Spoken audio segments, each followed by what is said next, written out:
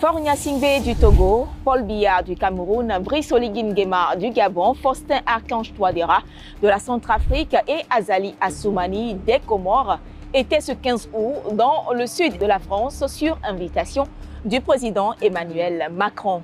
Pourquoi? Nous nous retrouvons en Provence, vous le savez, pour convoquer le souvenir d'une guerre du passé et pour rendre hommage aux héros de notre histoire. Les milliers d'hommes qui, sous la direction du général de Lattre de Tassigny, ont combattu avec bravoure étaient pour un grand nombre originaires de tout l'empire colonial français, qui venaient entre autres de l'Afrique subsaharienne. C'est dire que la contribution de l'Afrique a été significative pour rompre les chaînes de l'occupation allemande.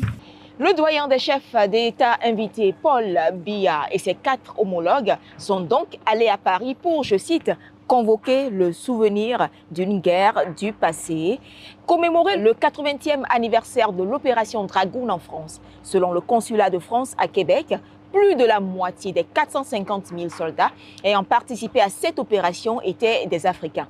Ils avaient combattu pour la libération du sud de la France. Quelques-uns ont reçu la Légion d'honneur ce jeudi. Aujourd'hui, ce sacrifice consenti par les Africains pour l'honneur de la France, à qui cela profite-t-il le mieux? Les pays africains francophones ou la France? Question légitime auxquelles la jeunesse africaine devient davantage sensible.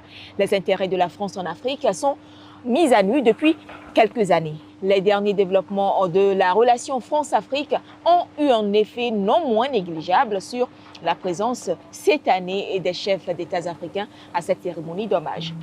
En 1994, 2004 ou 2014, plus d'une quinzaine de dirigeants africains avaient participé aux commémorations du débarquement de Provence.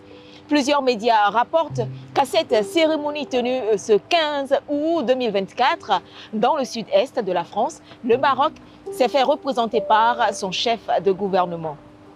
D'autres pays, à l'instar de la Côte d'Ivoire, du Bénin, du Tchad et du Sénégal, ont envoyé des délégués. Et justement, concernant le Sénégal, on se rappelle que sur le dossier du massacre des tirailleurs au camp Tiaroy, par exemple, le pays disait récemment que ce n'est pas à la France de dire le nombre de victimes africaines. Le Burkina Faso devrait être représenté par son chargé d'affaires. Le Niger, le Mali ou l'Algérie, pour leur part, n'ont envoyé aucun émissaire.